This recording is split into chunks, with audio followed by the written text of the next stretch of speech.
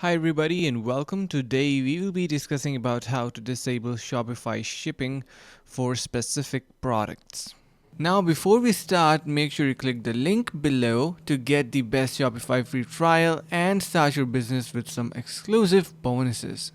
Alright, so shipping for specific product could be disabled if you head over to your settings, and here you will be able to see that we have shipping and delivery, and from here we can see we have general shipping rates, and you can incorporate different type of shipping for specific products.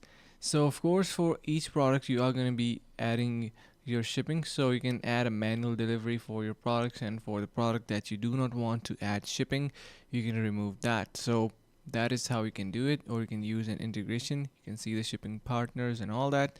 So yeah, that is pretty much it for this video guys, and I hope this is going to be helping you. Thank you so much for watching. Stay tuned for more and see you guys in the next video. And hope this video was helpful. Finally, make sure to click the link in the description below to take advantage of our exclusive Shopify free trial to start your business right away.